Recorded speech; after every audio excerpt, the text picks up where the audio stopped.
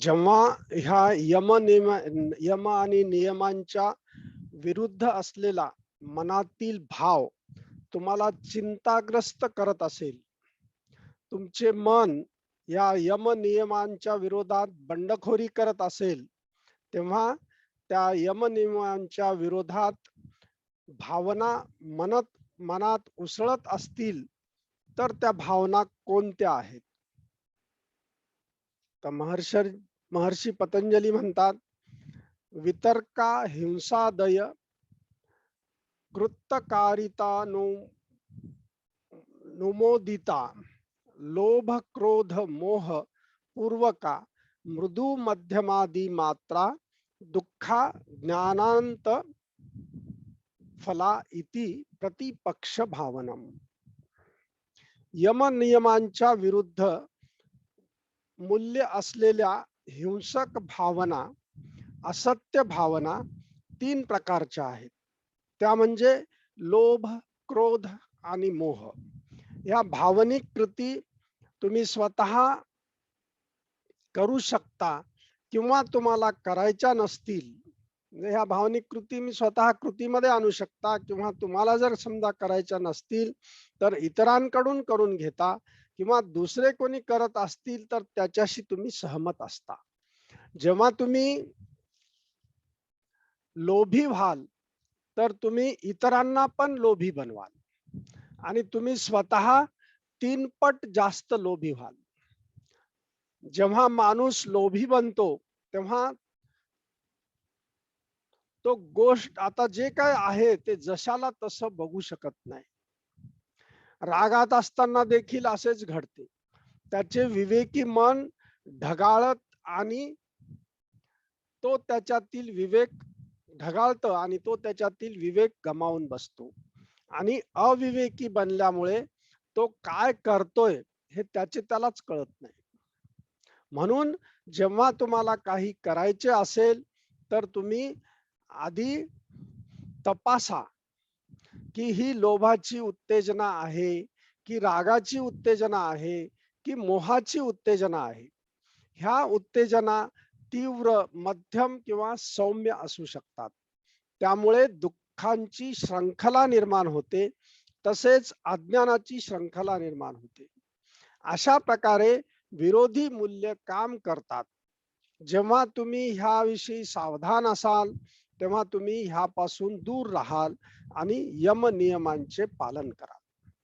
ह्या जगात लाखो लोक हिंसक कारवायांमध्ये व्यस्त आहेत. ते असं का करतात हे ऐकून तुम्हाला आश्चर्य वाटेल, कारण अशा हिंसक कारवायांमुळे त्यांना जास्तच त्रास होईल, जास्त वेदना होतील ह्याविषयी ते अज्ञात असतात. त्रासदी ही रुचकर नाहीये. जगात कोणालाही त्रासदी सुखकारक नाहीये. साधं झुरळ सुद्धा त्रासामध्ये राहू इच्छित नाही. कोणताही मानव सफर होऊ इच्छित नाही. ही वस्तुस्थिती असूनही बरीच माणसं गुन्हेगारी कृत्यामध्ये व्यस्त असतात. असं का? तर महर्षी पतंजली म्हणतात, ह्याविषयी जागृत होण्याची आवश्यकता आहे. शौचात स्वांग जुगुस्सा परैस संसर्ग. वैयक्तिक स्वच्छता ठेवल्यास तुमची शरीराविषयीची अटॅचमेंट आहे ती जाते आणि तुम्ही तुमच्या मनातील आत्म्याविषयी जास्त जागृत राहता. मग तुम्हाला समजते की तुम्ही तुमचे सूक्ष्म शरीर प्रकाशरूप आहे. ह्या मानवी शरीराची पूर्ण माहिती नसल्यामुळे तुमच्या मनात एखाद्या विशिष्ट शरीराच्या अंगाविषयी लालसा निर्माण होते. पण एक लक्षात ठेवा, त्वचेच्या खाली हाडं, मांस आणि नाड्या असतात.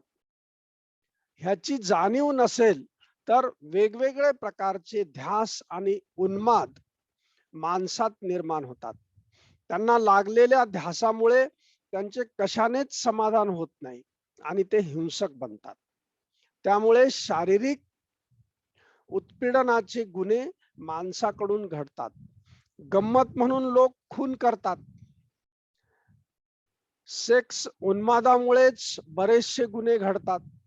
हे सर्व मानवी शरीराविषयीचे विषयीचे अज्ञान नसल्यामुळे होते. शौच, स्वच्छतेमुळे आपल्यात सत्व स्थित होते. मन सात्विक बनते. बुद्धी आणि मेंदू शुद्ध होतो. मन समतेत आणि सुसंवादी बनते. एकाग्र होते. इंद्रियांवर नियंत्रण स्थापित होते. ह्या शुद्धतेमुळे आत्म्याची जाणीव दृढ होते. जेव्हा तुम्ही दुःखी आहात, तणावग्रस्त आहात, तेव्हा तुम्ही इतरांशी संपर्कात येणे टाळता आणि हे नैसर्गिक आहे. हे तुमच्या अंगभूत असते. अशा वेळी तुम्ही इतरांपासून दूर राहू इच्छिता व एकलकोंडे होऊन जाता. तसेच एखादा तुमच्यात काही प्रमाणात शुद्धता आणू शकतो, तुम्हाला स्वतःविषयी जागृत करू शकतो, अशापासून तुम्ही दूर राहता. हा एकलकोंडेपणा तुम्हाला स्वतःविषयी जागृती निर्माण करायला उपयोगी पडतो. तसेच ह्या एकलकोंडेपणामुळे तुमचे मन, मेंदू एकाग्र होऊ शकते. विचारांमध्ये स्पष्टता येऊ शकते. म्हणूनच ह्या जगात बरेच महान कार्य एकटेपणात राहिल्याने झाले आहेत. कविता करताना कवीला एकटेपण आवश्यक असते. चित्रकाराला चित्र काढताना एकटेपण आवश्यक असते. तरीही पण काही लोक याचा अतिरेक करतात. स्पर्श करायचा नाही म्हणजे अगदी संपर्कात सुद्धा राहायचे नाही. लोक दुसऱ्यासोबत राहायला लाजतात. बऱ्याच मार्गात विज्ञानाचा दुरुपयोग होतो.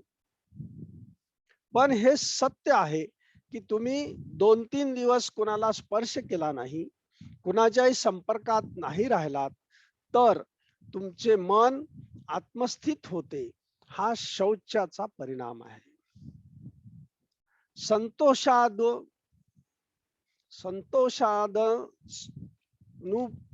तमहा सुख लाभ. संतोष म्हणजे आनंद आणि समाधान, ज्यामुळे तुम्ही खूप मोठा आनंद उपभोगता.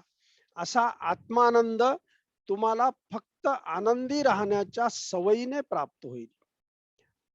हा तुमचे दुःख नाहीसे करतो. हा आनंद फक्त मूड म्हणून न होता हा तुमचा स्वभाव बनून जातो. तुमच्यात महदानंद आणतो आणि अखंड आनंदानुभूती देतो. तप केल्याने शरीर आणि इंद्रिये मजबूत बनतात. तुम्ही उपवास करता म्हणजे देवाला खुश करत नाही किंवा तुमचं संतत्व पक्क नाही करत, स्वर्गात तुमची जागा पक्की नाही करत, तर उपवास केल्यामुळे शरीर मजबूत होते. ते थंड आणि उष्ण वातावरणात सुद्धा सहन करण्याची शक्ती देते. तुमची रोग प्रतिकार शक्ती वाढते. शरीरातील अशुद्धता नाहीशी होते. स्वाध्यायाधिष्ठे देवता संप्रयोग. स्वाध्याय केल्याने देवदेवतांचा सहवास लाभतो, त्याची अनुभूती येते. स्वाध्यायामुळे तुम्ही हॉलो आणि एम्प्टी झाल्यामुळे तुम्ही ईश्वराचे अंश बनता. ईश्वर सानिध्याची अनुभूती येते. चेतनेच्या वेगवेगळ्या आकारात असलेले देवदूत आणि देव हे प्रसन्न होतात. जय गुरुदेव.